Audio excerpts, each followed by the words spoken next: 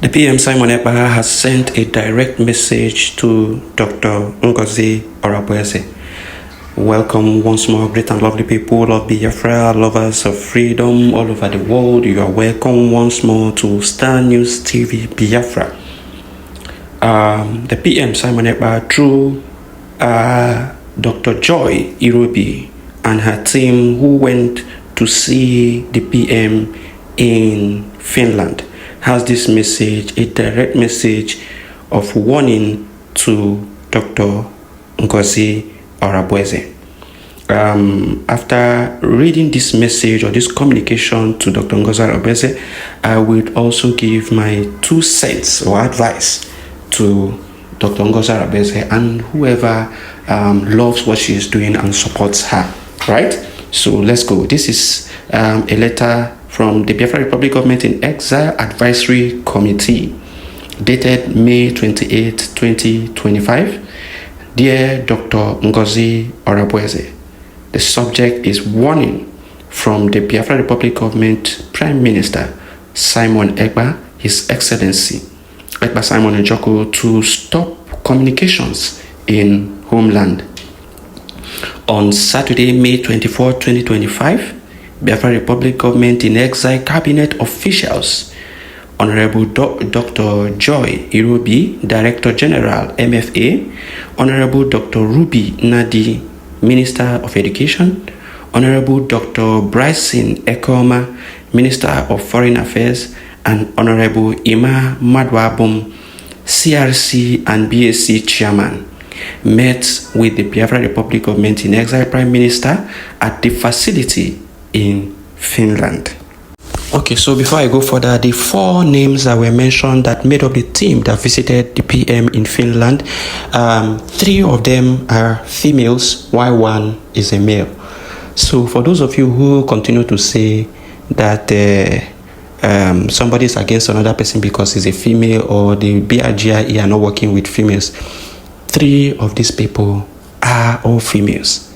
Now let's continue. They say during the visit, the PM requested that the cabinet members formally inform you, that is Dr. Ngozi Orabueze, that your actions in the homeland are endangering lives. It's a warning to her, with reports indicating that most of the people you have contacted or liaised with have been buyed by the Nigerian government. Have you seen? There are informations that some people are not even aware of. Very, very vital informations. They are now saying that most of the people that she has had contact with in the Biafra land have now been buyed by the Nigerian government. The PM has requested that you should immediately cease all your interactions, including communications and activities in the homeland. It is a direct order. Thank you for your prompt attention to this matter. If you have any question, please contact the Biafra Republic Government in Exile directly. Sincerely, Honorable Ima Madwabum, Chairman, Biafra Republic Government in Exile Advisory Committee, BSc. Now,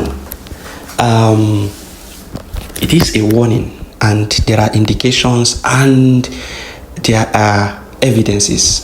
Before the PM will say a thing, there are evidences to back up whatever he is saying. Now, there are things I want you to understand. One of those things I want you to understand is that, number 1, PM is no longer restricted from meeting people. So he has that freedom to meet whoever he wants to meet in the prison. So whoever he gives the permission to visit him in prison will definitely visit him in prison. That is to say that information on what is happening is on his palms.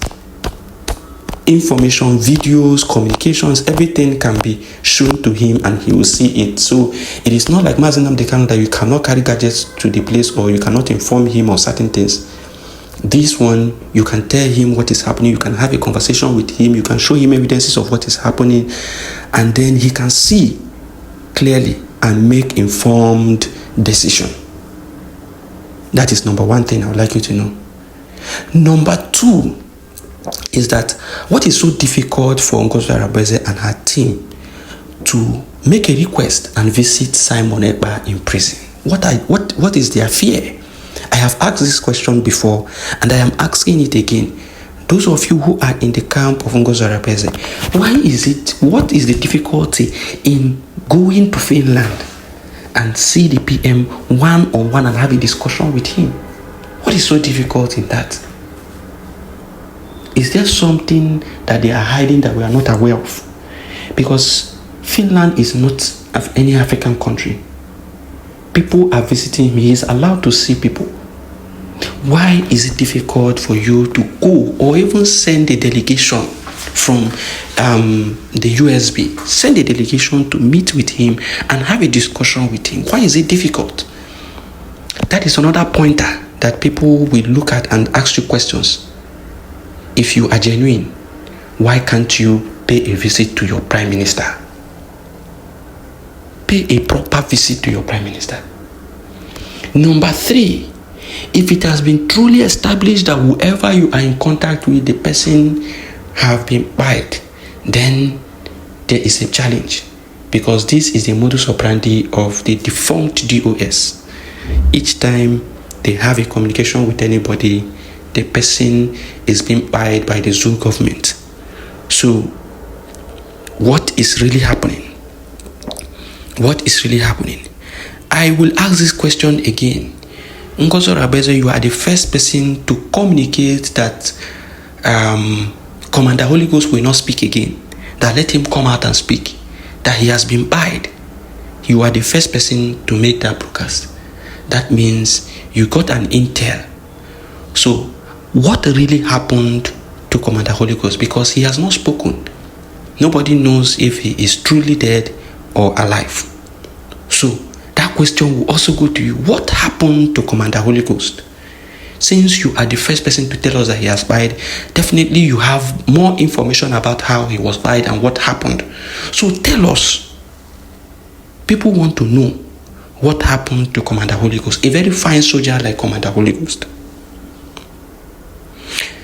You know, I will say this and continue to say it to our people. You must not use emotions in things like this. You must be logical in whatever thing you are doing and saying. You must say the truth and stand by the truth. No one should cow you into believing or behaving without evidence. Without evidence. Have some evidence to back up what you are saying. And reason fine. Reason fine. The first thing I would want any of you to do is to ask Dr. Ngozi Orabueze, formulate a team and go to visit the PM Simon Ekpa and know what the challenge is. Because some of you will be saying, it is a doctored message. It is not a correct message. Then why is it difficult for you to pay him a visit?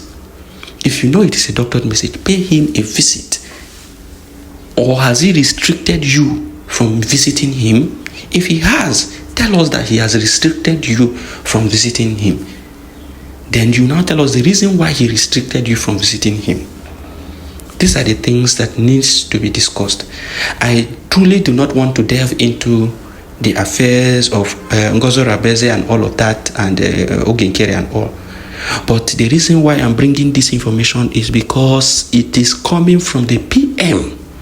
A direct message from the PM, and the people of Biafra need to hear it, that the PM has warned Ngozi Orabueze not to communicate with anybody in the homeland. It is a direct warning to her to stop every form of communication to anybody in the homeland. And those of you in the homeland, you have heard what the PM has said. You have heard the message, direct message of the PM. If you are doubting it, visit PM. He is in a, so to speak, liberal country, a country that is not fulfilled with lawlessness. So to a reasonable extent, anyone in Europe can visit him, have a conversation with him. Once he accepts your visitation, you are good to go. You have a chat with him and know what is happening. So please, for avoidance of doubt, the PM has sent a message, a direct warning, and it should remain that way. If Ngozi Orabueze wants to refute it, she should refute it with credible evidence. Go to Finland and see the PM one-on-one. There's nothing hard in requesting that from her. Thank you for listening. It is Pierre First.